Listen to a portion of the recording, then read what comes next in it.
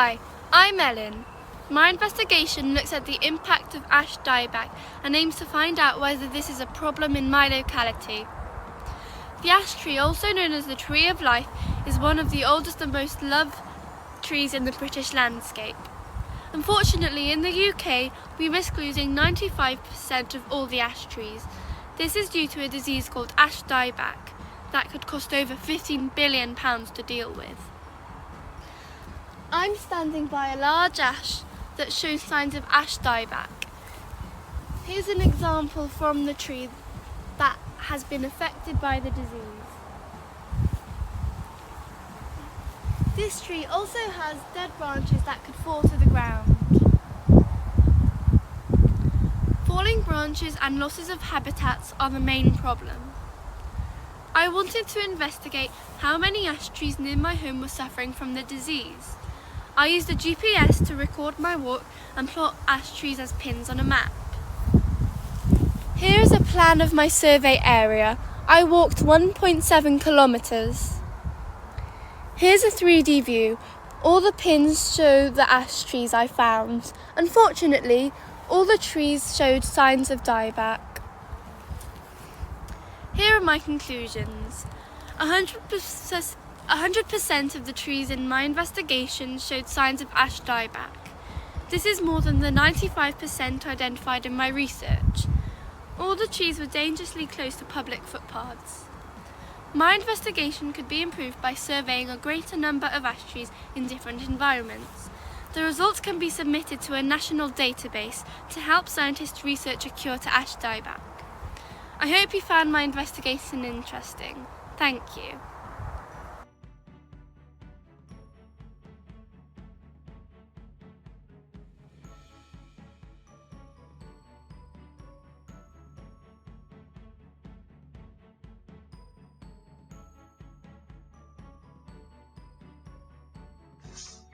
Hello everyone. A while ago I did a tea experiment to see which cup of tea my mum liked best.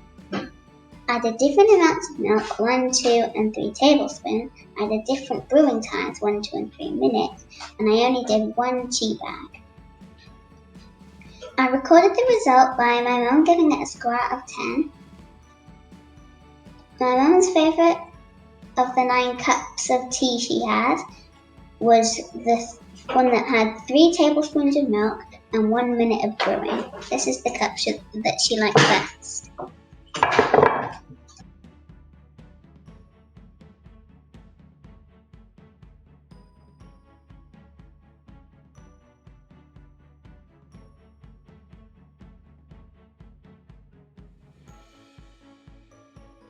Hello everyone, I was interested in what happened to my shadow during the day.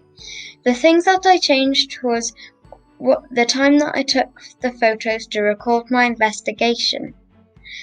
What I measured was my shadow, and what stayed the same was where I stood and where the photographer stood. These are the photos. This one is 7:30 a.m. This one's 9 a.m. This one is 10:30 a.m. This one's midday. This one is 3:30 p.m. and this one is 7:30 p.m. My findings is that during the day it gets shorter closer to midday and then longer as it gets near night again. Also,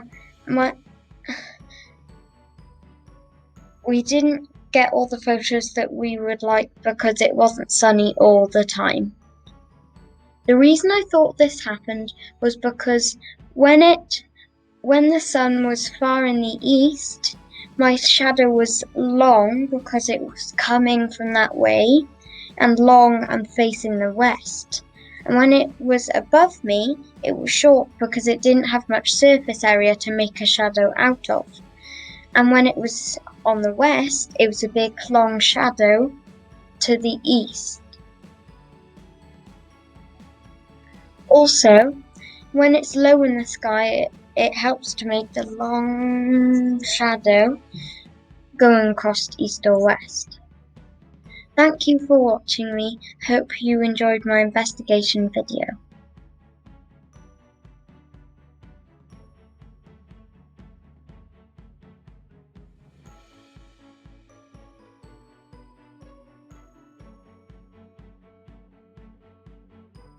Hello, my name is Dahlia. My investigation was, what is the best solvent to extract DNA? This is a drawing of what a cell looks like. DNA is inside the nucleus and the nucleus is inside the cell.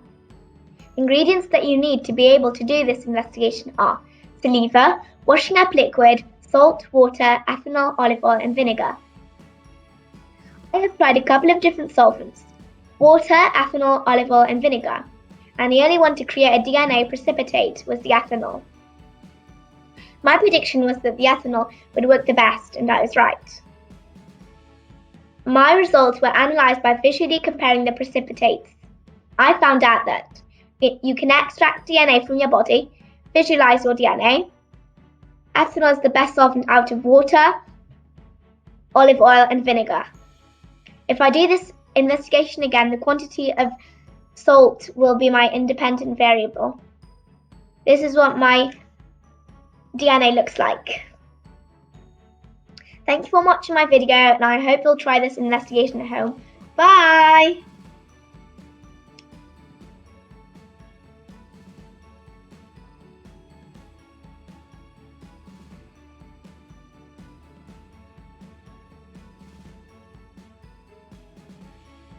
Action. Hello, my aim today was to find out what food the squirrels and birds like the most.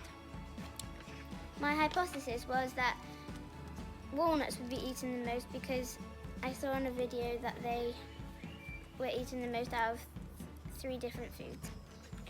Method was I put a tray on my garden fence and I put on pecans, walnuts, apricots and birdseed, 15 grams of each. Every 24 hours I changed.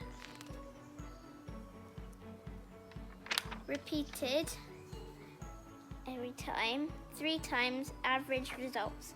Results were walnuts were eaten the most, 11 grams of pecans, 7 grams of bird feed, 6 grams of apricots. My conclusion was, as I thought, walnuts were most popular. Next time I'll try different foods and different amounts.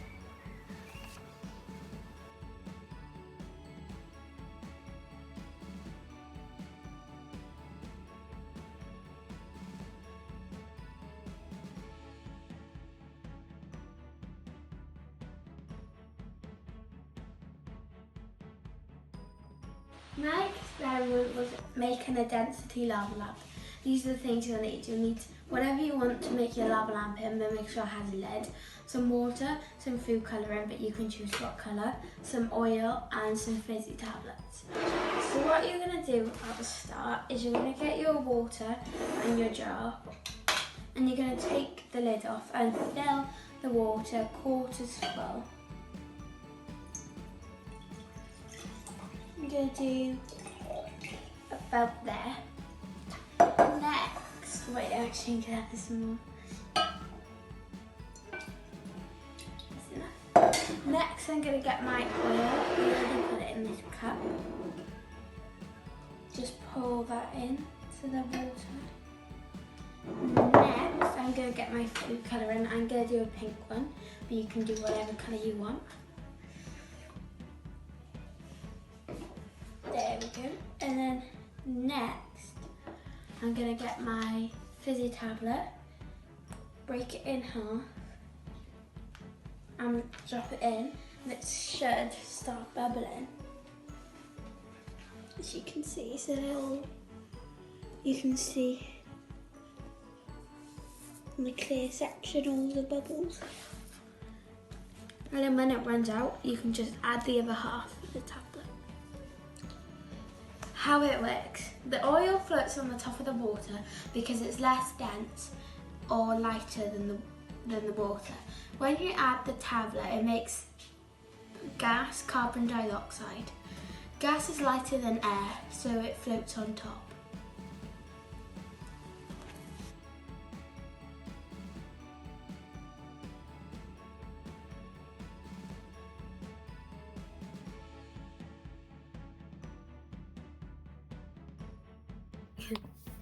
Hello, I'm Gwen, and my science experiment is, does the amount of bicarbonate of soda affect how high the cake rises? I experimented by putting different amounts of bicarbonate of soda into cupcakes. I baked 12 cupcakes. I baked 3 with no bicarbonate of soda, 3 with half the suggested amount of bicarbonate of soda, 3 with the suggested amount, and 3 with double the suggested amount. I measured by putting a skewer into the cupcake, marking with a pen, and then measuring the height of the pen mark with a measuring tape. I predicted that the amount of bicarbonate of soda would affect the height that the cake rises, because I believe that the bicarbonate of soda is a key ingredient to help a cake rise. With double the amount, I predicted that the cakes will rise double the height and may even overflow their cases. Half the amount, I believe, will result in a less thick but edible cupcake, and I predicted that no bicarbonate of soda would produce a thinner biscuit-like cake. These were my results. As you can see, my predictions were correct, and the cupcakes with the most amount of bicarbonate of soda rose the highest, with an average height of 4.25 centimeters. Although these cakes rose the highest, they seemed to crumble as I took them out of the cases and had an extremely bitter taste compared to the other cupcakes. The cakes with the suggested amount of bicarbonate of soda were very similar to the cakes with half the amount of bicarbonate of soda, and their averages only had 0.13 centimeter ranges between them. The cakes with no bicarbonate of soda were quite small, although not as thin as I predicted they would be, and they were starting to crack, but they were edible, unlike the cakes with double the amount of bicarbonate of soda. If I were to do this experiment again, I would look for a simpler recipe, as the one that I used was quite difficult for this experiment. I asked, does the amount of bicarbonate of soda affect how high the cake rises? The amount of bicarbonate of soda does affect how high the cake rises, but don't double your bicarbonate of soda just to get more cake.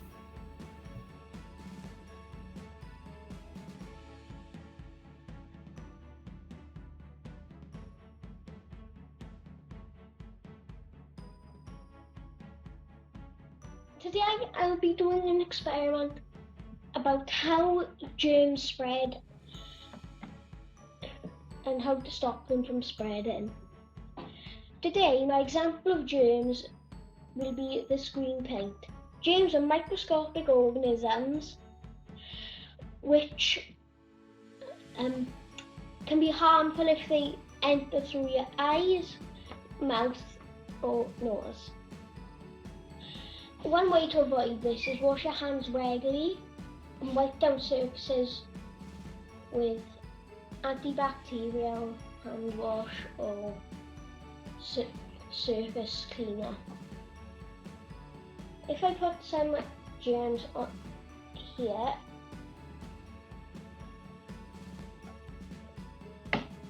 if I put my finger on it and move it around, more germs spread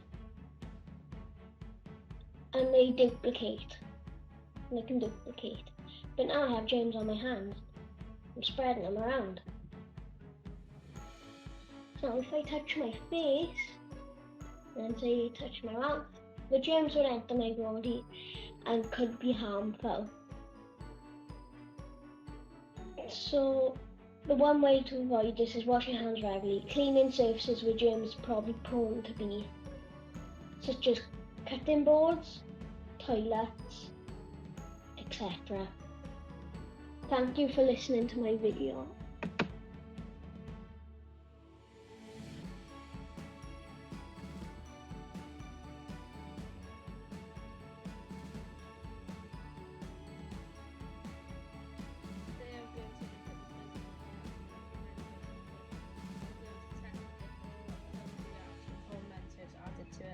Crushed Mentos added to it, and which makes the biggest explosion. I predict that the Mentos will create a bigger explosion rather than the chopped Mentos because they are bigger. I'll use the same variables, and this is my list of equipment.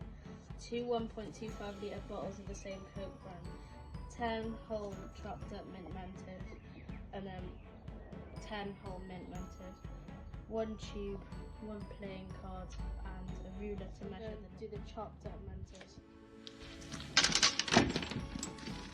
Now I'm going to do the whole Mentos. Not only I'm also correct, I've also remembered this passage, which is going to kill me before. So this is the chopped Mentos. 12 centimetres of liquid left, and this is the whole Mentos, and there is 8 centimetres left. So my prediction was right, and the one with the chopped Mentos had less of a reaction, and the one with the full Mentos has a bigger of a reaction.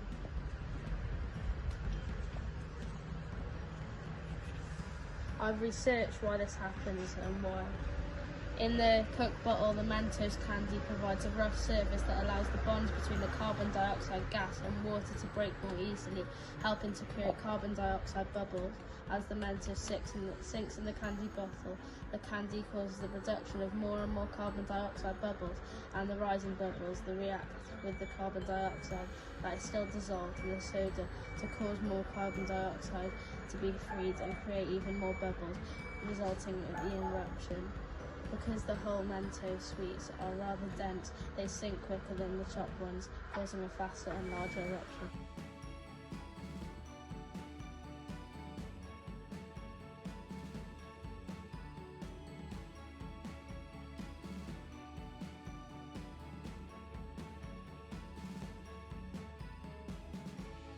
My name is Isla, and I'd like to tell you about the experiment I did with one of my favourite snacks, apples. I noticed that apples start to go brown quite soon after they are cut, so I decided to try adding them to different liquids and see if any of them helped stop the apples turning brown. The liquids I chose were water, milk, vinegar, lemon juice, and orange squash. I also decided to leave one apple slice without any liquid as a control. To do my experiment, I added slices of apple to 6 clean pots filled with the liquids to make it a fair test. I made sure all the apple slices were the same size and all the liquid volumes were the same. Then I watched the apple slices over time and recorded how brown they got by taking photos. Here you can see the result. I also decided to cut a fresh apple slice as an extra control.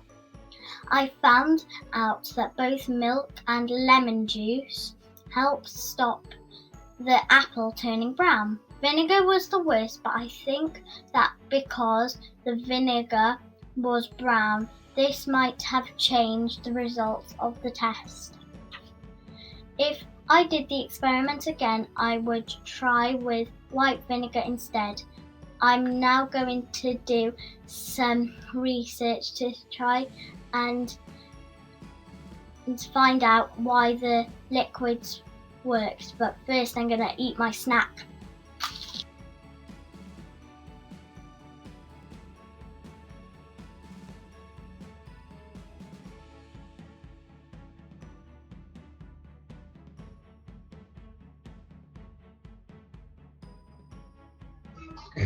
Hi, and welcome to my big investigation. How does the spray setting on the garden hose affect the distance the water travels?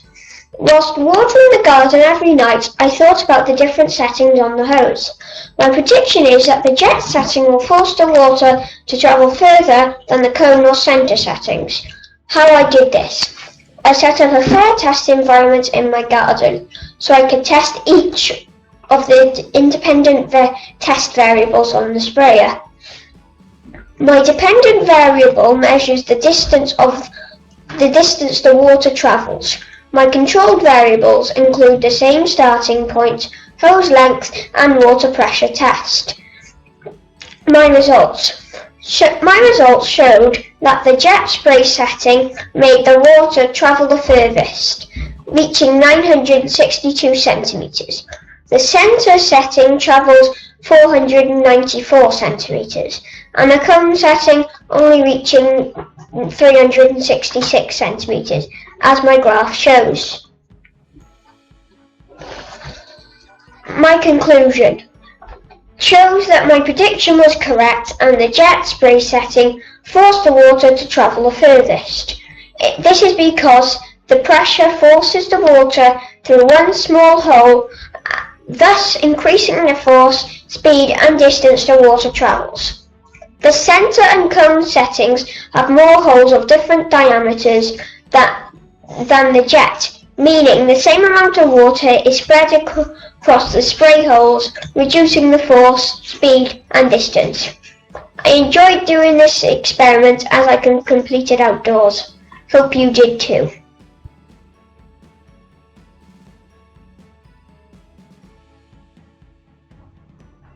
Hello, my name is Jennifer and I'm here to tell you about my friend. Does liquid affect plant growth? So my hypothesis was that it doesn't. So this is what I did. So first I planted some sunflower seeds and watered one with water, one with smoothie, one with milk and one with fizzy water. But sadly I left them outside and they got rained on, which kind of ruined the experiment, but some still grew. So this is a milk one which grew, and this is a water one which also grew. Sadly, the sparkling water one and the smoothie one didn't grow. So then I planted some cress seeds to see if the results were any different. So sparkling water one grew really red. I think even it may have grown better than the water one. Sadly, the smoothie and the milk one didn't grow. So my result, so after putting this information together and thinking, I realized my hypothesis was wrong because smoothie isn't really good for growing anything. Milk is good for growing sunflowers, but not so good with grass. Water is still good for growing stuff. Sparkling water is good for growing cress, but not so good with sunflower seeds. Thank you for watching. I hope you enjoyed. Now, cress all round! Bye!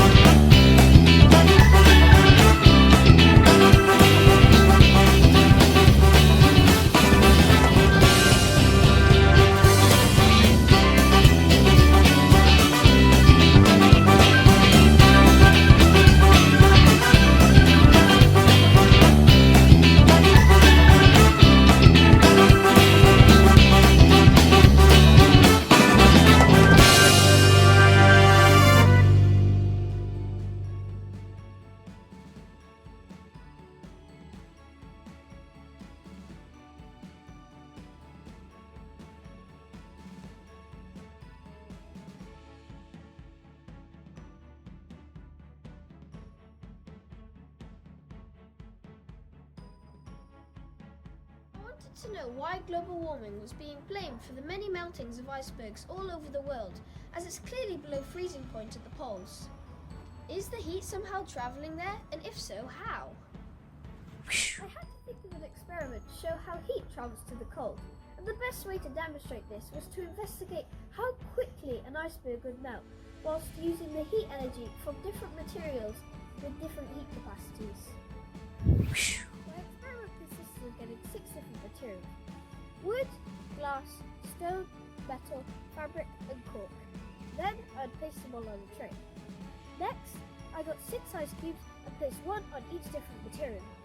Each ice cube was the same size and had been in the freezer for the same amount of time, which prevented any inaccuracies. Finally, I got my stopwatch and recorded each time when they melted. In my experiment, I discovered that each ice cube would melt at a different rate. This is because each ice cube needs a lot of energy to melt, and it gets this from its surroundings. How fast the ice cube melts depends on how fast the energy can be transferred from the surroundings into the cube. The metal melted relatively quickly, therefore I know that it must have had a low specific heat capacity. This means that it releases heat very quickly. On the other hand though, the ice cube on the cork melted much slower. This is because cork has a high specific heat capacity, meaning that it releases heat at a much slower rate. I had to wait 1 hour and 50 minutes for the ice cube to melt. Global warming happens. More heat is trapped in the Earth's atmosphere, which travels to where the cold is, causing the ice plates to melt. I was able to demonstrate this in my experiment by showing how the heat travels to the cold. As the heat travels to the cold, the ice will melt, causing the sea levels to rise, which makes global warming a serious issue.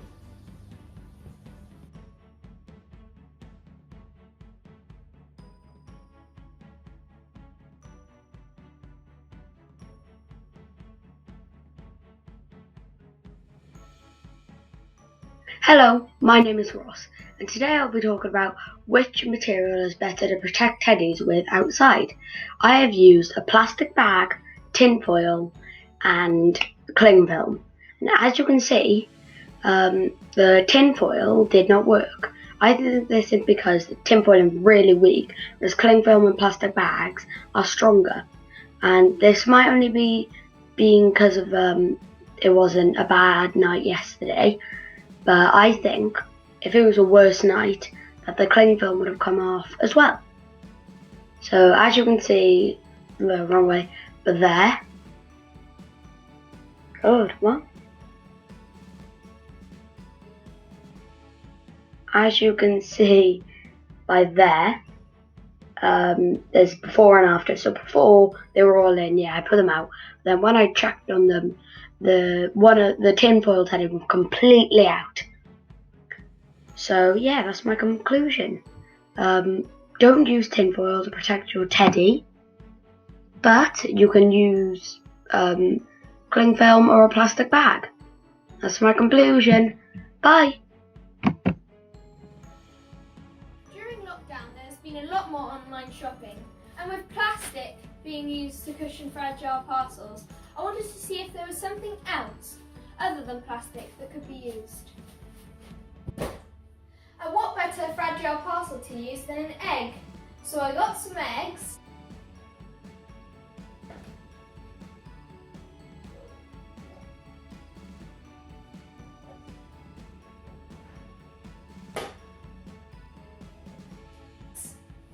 and wrapped them in different materials: toilet roll, cotton wool, towel, paper and cardboard, and finally bubble wrap plastic.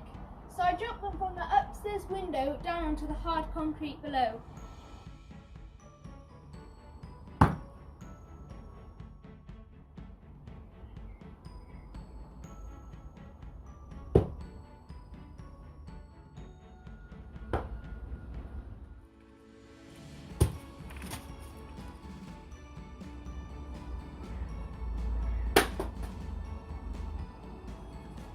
The only egg that arrived in one piece was the one wrapped in bubble wrap plastic. So come on scientists, let's find an alternative.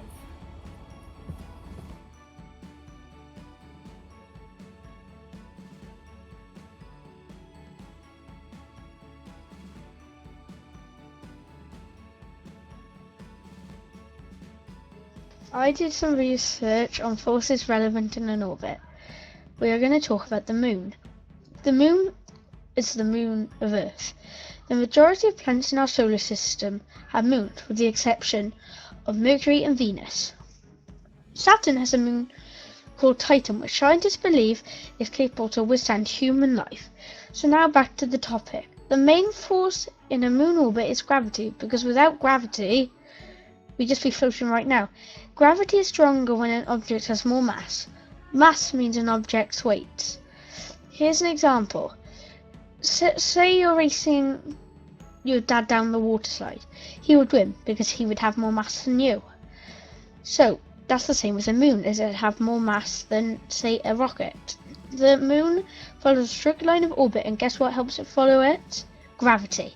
This line around the Earth makes sure that all of the Earth can see the moon.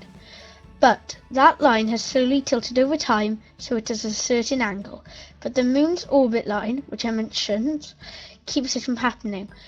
As you know, the Earth influences the moon, and many people don't know the moon influences the Earth. The moon controls the tide of the Earth, and without that, life may never have started. So, as you can see, the moon is a crucial part of human life.